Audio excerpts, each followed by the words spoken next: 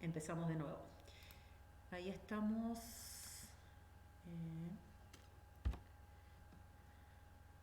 Entonces, vuelvo a empezar.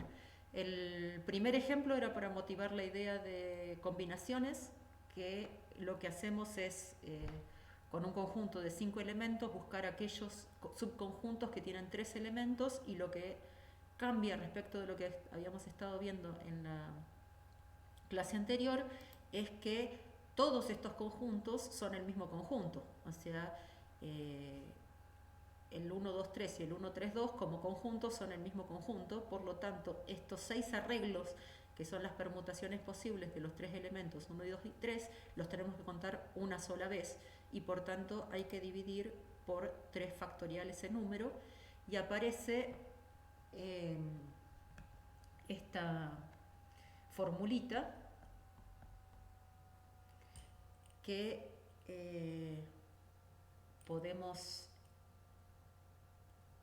completar. Aparece esta formulita que podemos completar a mirar, que podemos escribirlo como el factorial de 5 dividido el factorial de 2, ¿sí? Por eso acá no aparecen el 2 y el 3, el 2 y el 1, y el 3 factorial. Entonces vemos que la cantidad total de subconjuntos de n elementos en un conjunto X que tenga m elementos es m por m menos 1 hasta m menos n menos 1, y la fórmula esta de m factorial dividido m menos n factorial por n factorial es lo que se conoce como número combinatorio, ¿sí? Entonces acá damos esta definición. Si n y m son números naturales y n es menor que m, definimos el número combinatorio de m en n como m factorial sobre m menos n factorial por n factorial. Este número se conoce como coeficiente binomial de orden n o como número combinatorio asociado al par n y m, y también definimos que se puede usar el 0 abajo, digamos, y o sea que n puede pertenecer a los naturales con el 0, y definimos entonces que cualquier número combinatorio de orden m en 0 y el 0 en 0 también da como resultado el 1. Esto es porque en las aplicaciones es necesario, aparecen estos números factoriales, y entonces definimos que valen 1. Acá venía este teorema que es importante, pero es muy fácil de demostrar, porque lo que hay que hacer es escribir los combinatorios estos dos según la fórmula m factorial m menos n factorial n factorial. Este es el primero, y el segundo es m factorial sobre n menos n más 1 factorial n menos 1, el menos no quiere salir, factorial. Y entonces vemos que para que estos dos denominadores sean iguales, le falta un m menos n más 1 al primero y un n al segundo. Entonces multiplicamos la primera fracción arriba y abajo por m menos n más 1 y la segunda fracción arriba y abajo por n, y entonces estamos en condiciones de sumarlos, y cuando reagrupamos todo nos aparece la fórmula de m más 1, del combinatorio de m más 1 en n. Así que es una demostración que simplemente requiere del truquito de multiplicar arriba y abajo el denominador y numerador de la fracción por el mismo número, distinto de 0. Entonces, pero sí es importante el corolario, en que tenemos que cualquier número combinatorio m en n, donde n y m pueden ser números naturales o el 0, son números naturales, ¿sí? Entonces siempre cualquier número combinatorio pertenece a los números naturales. En particular, cuando m vale 1, tenemos las dos posibilidades, 1, 1 y 1, 0, y eso siempre da 1, que es un número natural, así que no hay problema. La hipótesis inductiva dice que el combinatorio MK es un número natural, cualquiera sea M entre 0 y K, entonces vemos que lo que estamos usando es el principio de inducción fuerte, porque necesitamos que todos los K menores o iguales que M cumplan con esta condición. O sea, esta no es un único enunciado, sino que son M más 1 enunciados, digamos. Desde 0 hasta M se cumple que el combinatorio es un número natural. Entonces estamos usando el principio de inducción, pero el principio de inducción fuerte. Entonces, la demostración de que el número m más 1 en n es un número natural se sigue de la fórmula anterior, que sumábamos al número combinatorio m más 1 en n, lo encontrábamos como el de m en n y el de m en n menos 1. Por hipótesis inductiva, este es un número natural y este es un número natural. La suma de dos números naturales sabemos por otros teoremas anteriores que es un número natural.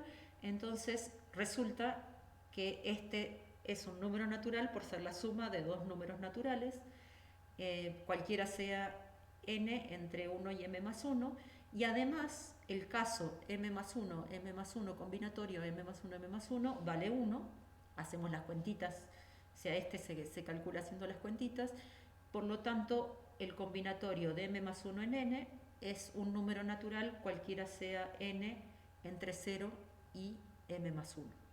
Este es una digresión, digamos, porque nos fuimos, en vez de a contar cardinales, a trabajar con los números combinatorios, pero conviene tener un poquito de práctica con estas cosas que pasan, utilizando los números combinatorios como una cuestión abstracta, no solamente identificado con un problema de conteos, ¿no?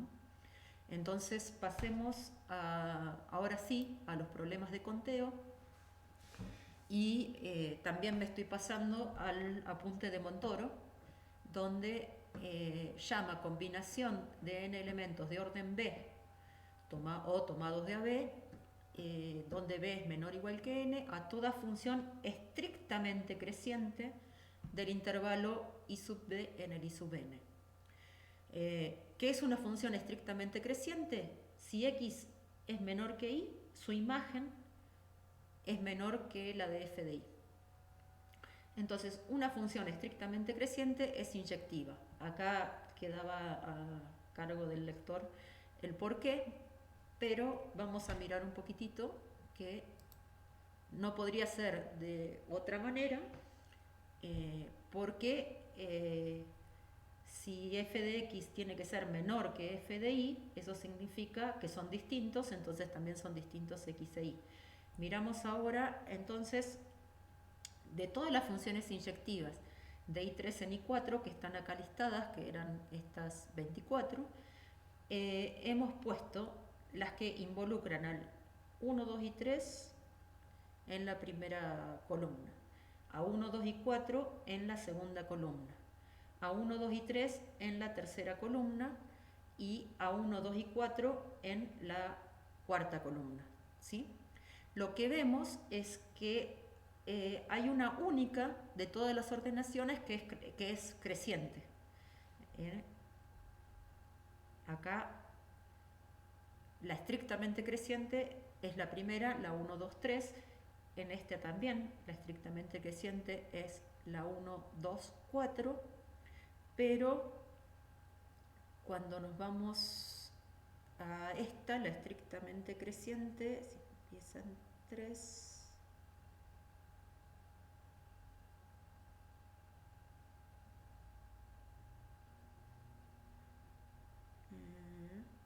A ver, si involucra el 2, tendría que ser esta función.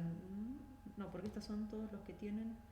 ¿Cuál es la estrictamente creciente? Bueno, hay que ordenarlos de otra manera, ¿no? La 2, 3, 4 sería.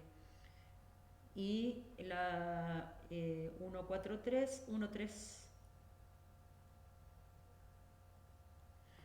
Bueno, según tengan los elementos en distinto orden. Bueno, acá están ordenados mal, 4, 1, 2, pero en realidad la función tendría que ser... Bueno, estoy haciendo lío. Vamos a pasar a la siguiente. Tenemos 4 clases de 6 funciones cada una, pero en cada clase solo hay una función estrictamente creciente, ¿sí? El total de funciones inyectivas, entonces dividido por el número que hay de ellas, o sea, cada una de las columnas tenía 6, da 3 factorial, con lo cual el número combinatorio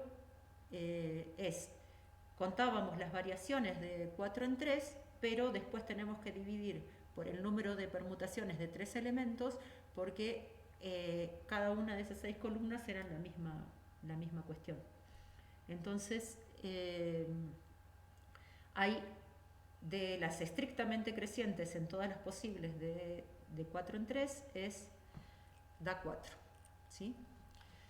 Veamos entonces ahora el teorema que dice que el número de combinaciones de elementos tomados de AB es el número combinatorio NB, que ya lo habíamos definido antes, como n factorial sobre b factorial n menos b factorial. Y lo que vamos a trabajar acá es con relaciones de equivalencia, que creo que ustedes simplemente estudiaron en matemática general que una relación era de equivalencia cuando cumplía con las propiedades reflexiva, simétrica y transitiva, pero esto trae como consecuencia que se produce una partición en el conjunto original y podemos agrupar a los distintos elementos en clases, y entonces lo que tenemos que contar es el representante de cada clase. Al usar el número, al dividir por la cantidad de permutaciones que puede haber en ese conjunto, lo que estamos haciendo es reduciendo, contando unívocamente la cantidad de veces que está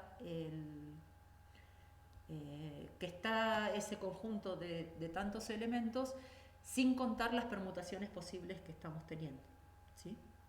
Entonces, está un poquito charlada esta demostración, porque la cuestión el paso importante que hay acá de la relación de equivalencia no está demasiado trabajado como para hacer una demostración muy formal. Vamos a ver entonces el ejemplo queremos armar una comisión de 3 personas teniendo 6 posibles candidatos para ser elegidos. Pero lo que sabemos es que una comisión formada por cada una de esas 3 personas son la misma comisión, entonces el número que resuelve mi problema es, tenemos 6 factorial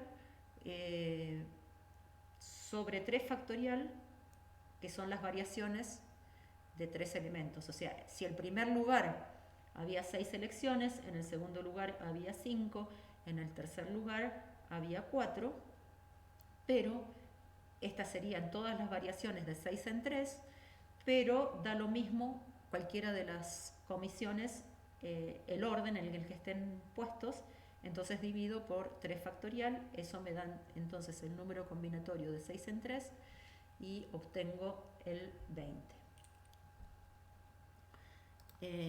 Bien, ahora enuncio este teorema, que la demostración también pasa por un poquito de relaciones de equivalencia y esas cosas, entonces está bueno que lo vayan a mirar con detenimiento en el apunte de Montoro, pero acá la idea es que tenemos que dar el cardinal de cosas que hay elementos que están repetidos, que no los puedo distinguir entre uno y otro. Veamos primero el ejemplo y después el enunciado del teorema. Por ejemplo, si tenemos la palabra casa, ¿cuántas palabras distintas se podrían formar con las letras de la palabra casa? Lo que tenemos que hacer es contar primero como si las A's fueran diferentes, ¿sí? Entonces tendríamos 4 factorial posibilidades, pero después vemos que las palabras que están donde aparecen A y A', en realidad son la misma palabra, porque no es que hicimos el truco de ponerle una A' para distinguirlo, pero no son distintas en general. Entonces tenemos que dividir por 2 factorial para contar que en realidad solo una de los dos ejemplos, de las dos filas, es la que nos cuenta la cantidad de palabras que se pueden formar con estas letras. Entonces, en particular, cuando tengo m objetos que se dividen en varios grupos de objetos que suman m, y cada uno de estas separaciones está dado por objetos que son indistinguibles entre sí, entonces la cantidad total de posibilidades es m factorial dividido m1 factorial, m2 factorial, m3 factorial. Este ejemplo, por ejemplo, se da mucho cuando uno quiere acomodar libros iguales en una biblioteca. Entonces, por ejemplo, que tenga 5 libros de álgebra 1, 3 libros de cálculo 1. Y entonces queremos ver de cuántas maneras se pueden acomodar. En realidad, vamos a percibir como iguales 2 acomodaciones donde hayamos cambiado de lugar uno de álgebra con otro de álgebra. Entonces, no tiene mucho... se divide por los mi factorial para no contar 2 veces o más de una vez esas cosas que se repiten. Por último, tenemos las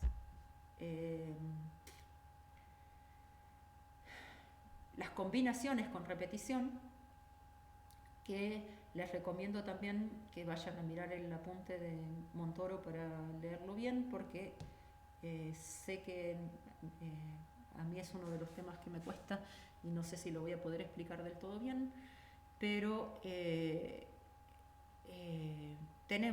vamos a hablar de una función creciente. Fíjense que antes dijimos estrictamente creciente.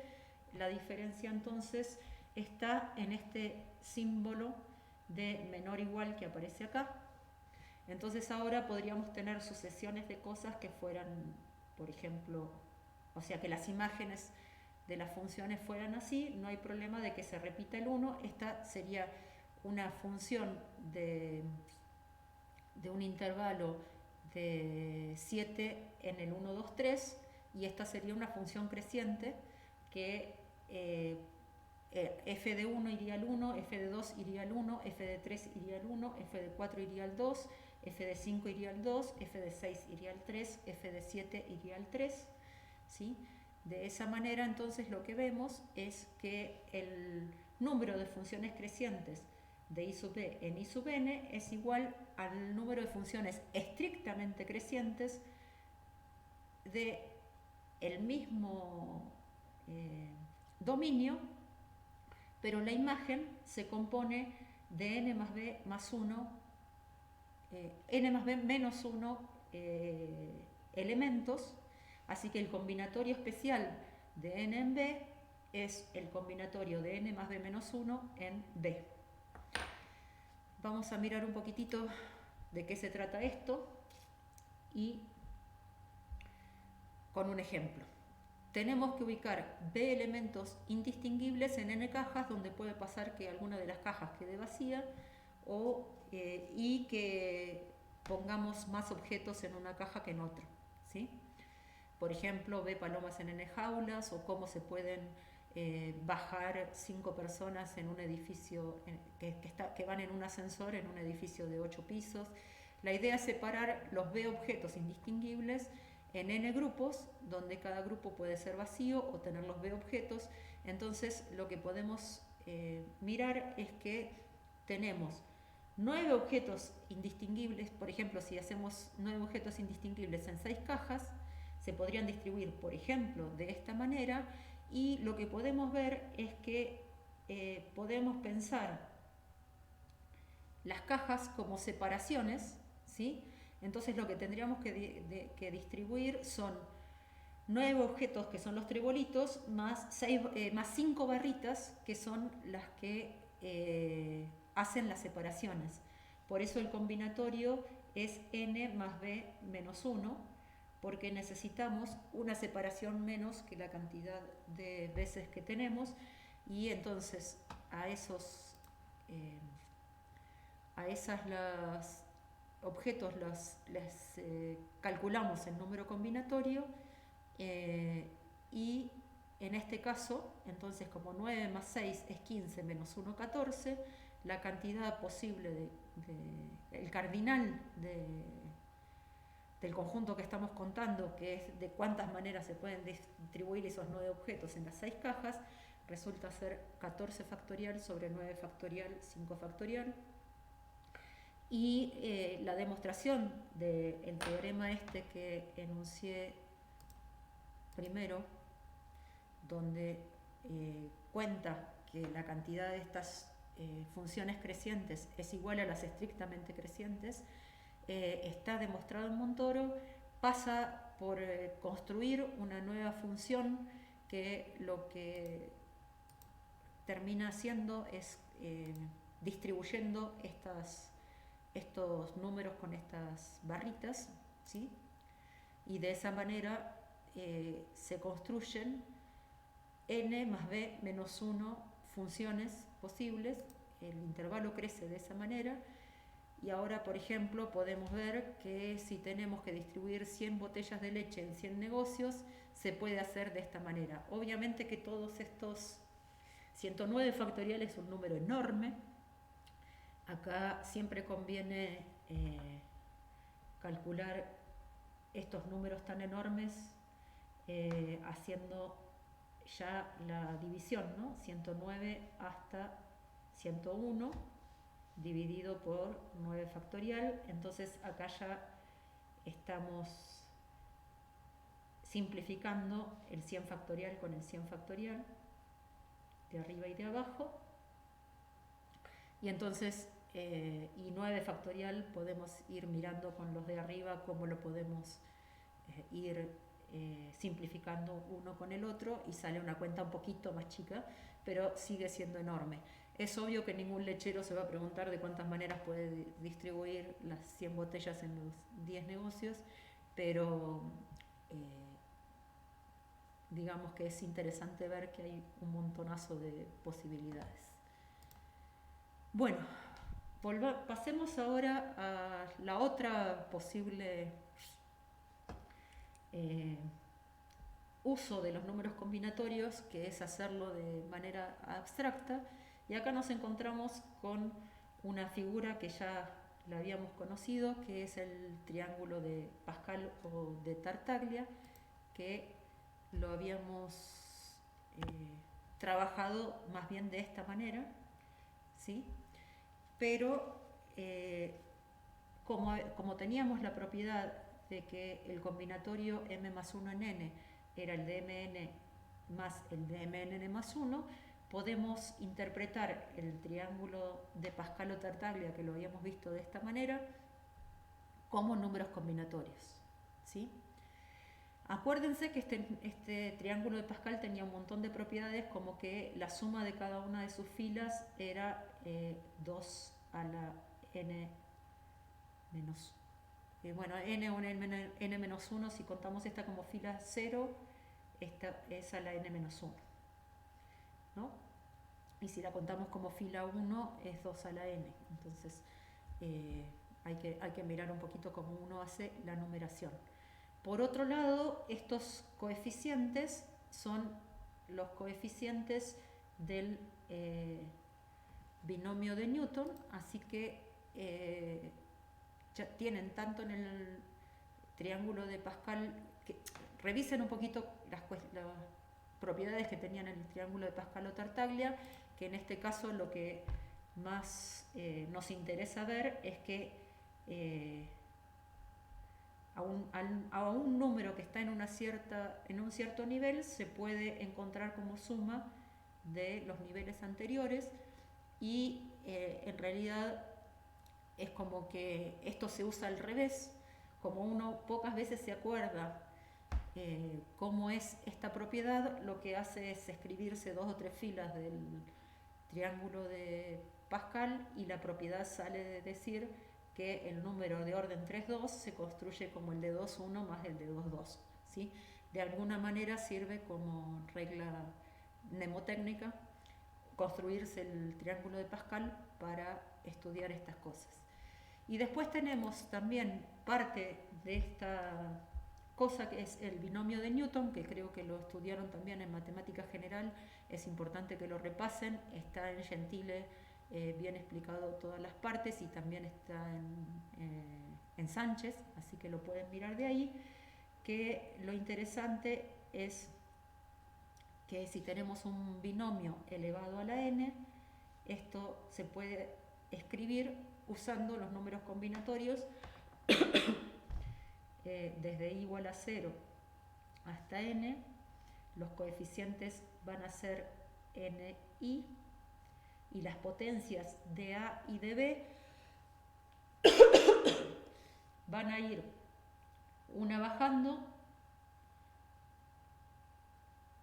y la otra subiendo. Me equivoqué, tengo que poner i. ¿Sí? El índice que corre es el de i.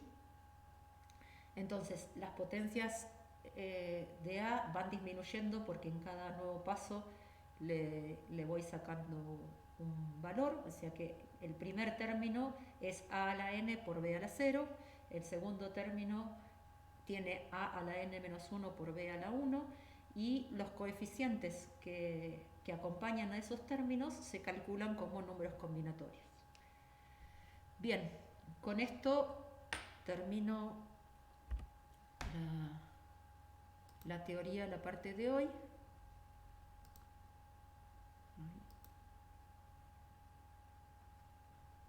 Bueno, espero que se haya grabado bien.